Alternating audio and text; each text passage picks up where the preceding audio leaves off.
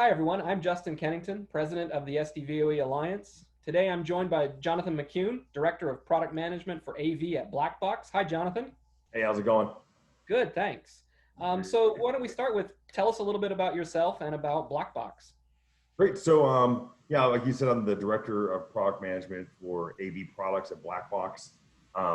Blackbox, if you don't know Blackbox, we've been around for about 40 years, 42, I think, 43 years. And back in the day, we were the go-to for all things connectivity for IT companies and IT administrators, right? So we had the big book, the Blackbox big catalog that everyone would get, like the Granger catalog, but for connectors and cables and everything else. And really what Blackbox has done over the years, though, is kind of stayed on the forefront of connectivity and being able to transmit and connect disparate platforms in challenging environments. For AV, that's the most challenging environment, right? We send high quality video from one place to another and have to switch it in a way that's compelling.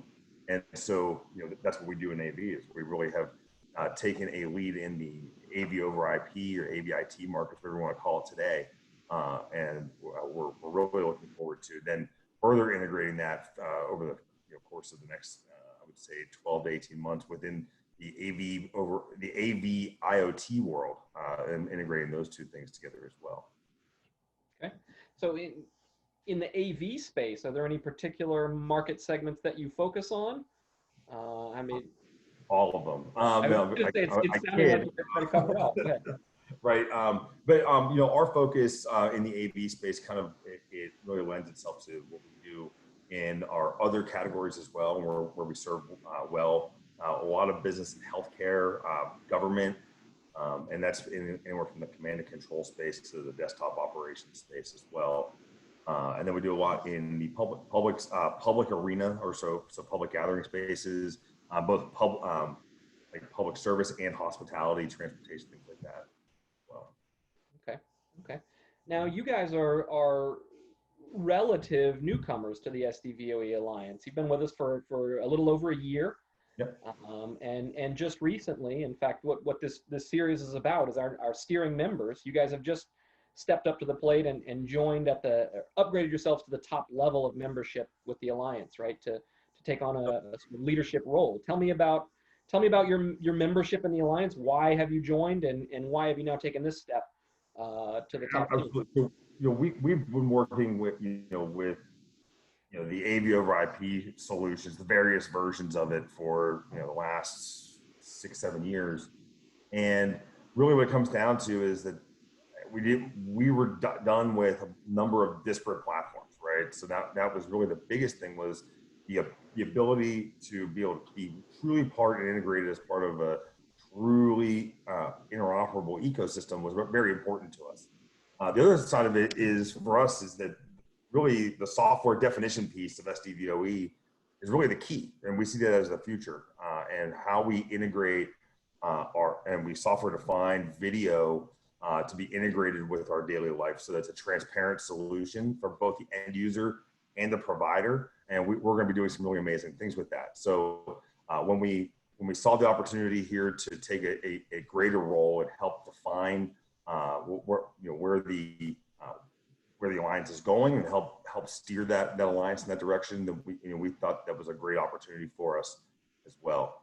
And the other part of that is that I think one of the things that kind of gets left behind is the Blackbox, yes, is a product manufacturer, but we're also a service provider as well. And so we have a lot of opportunities with our service offering to be able to integrate further with the SDVoE products and offerings that support that as well.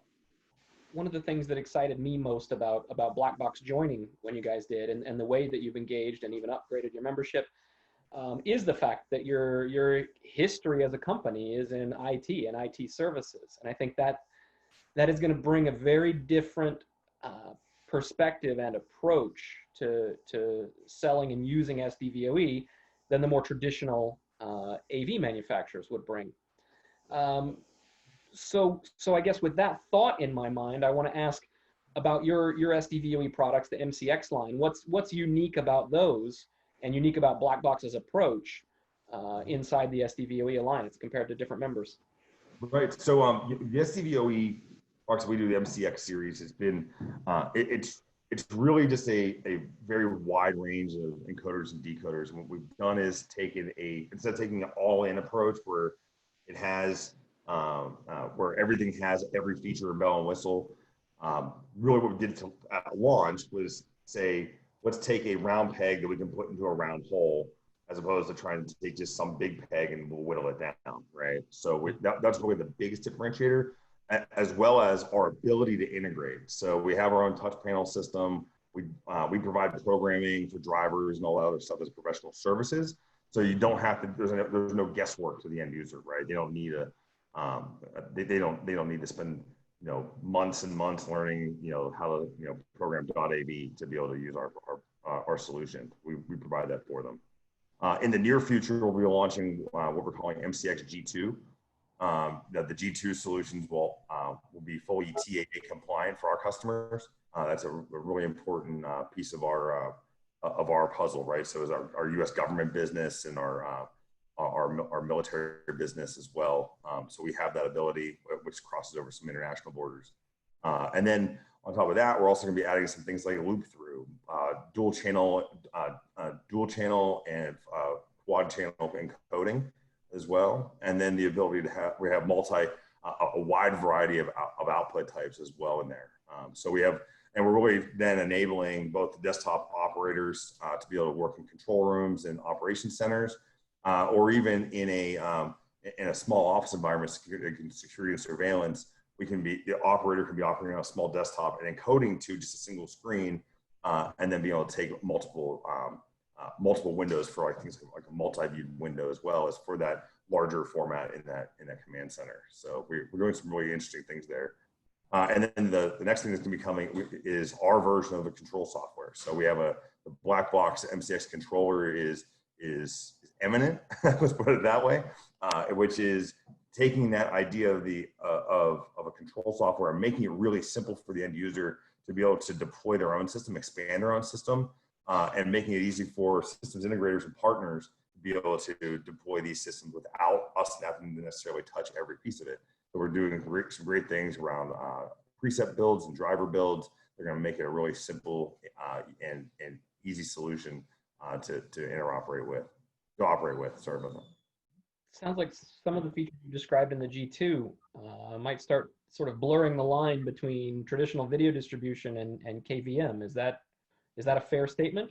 That's a fair statement. When it comes to control rooms, it's really a blurred line anyways. So traditional KVM and what a desktop operator is doing is, right now there's this want. I apologize. I'm going to pause real quick. My dog just ran underneath me. But when it comes to the desktop operator in a control room or command center, they want to work differently than they have in the past. So we've done some great things on the with our product called Emerald it works with you can extend virtual sources and you can to the desktop. But one thing and a number of things it does, but another number of things it doesn't do, like encode directly to a video wall, right? So we can't. So this product will allow us to have the operator encode directly from their desktop as a source and be able to operate with a pass-through, right? So they can see what they're working on, and it becomes a source that can be encoded directly into that video wall environment, so it's visualized straight away. And then as a source, because of the capability, the operator that's next to them can also be working on that document or on that whatever that workflow is at the same time, as well as that workflow operator. So Jonathan, you must have been a fan of Jack Bauer in 24, correct? Oh, everyone was. So, One, American. What you're telling me is that you're building CTU's control center, right? Send it to my screen. Boop, there it is. Yeah, I think that's the first part. I think the next part that we're really looking beyond that to Minority Report, right? So as I start to integrate, we want to integrate the like IoT and then items like AR, VR into the solution as well, so that I can really say, put camera 1 on quadrant 4 or use gestures to grab something and pull it onto a screen. That's where the end state goal is, right? So I'll say this within the next 12 months, Jack Bauer CTU. We'll have Chloe in the background doing all her things. Enhance, and then we'll and then in the next round, what we're looking to do in the next round is really look at that really advanced, kind of future-looking control room, and how really helping enable the workflow optimization for the operators themselves. Jonathan, this covers everything I wanted to touch on. If there's any other points you want to get in, now's your moment. But I think we're wrapped. I think we've got it. Yeah. Great. Well, thanks for joining us today. Anytime, man.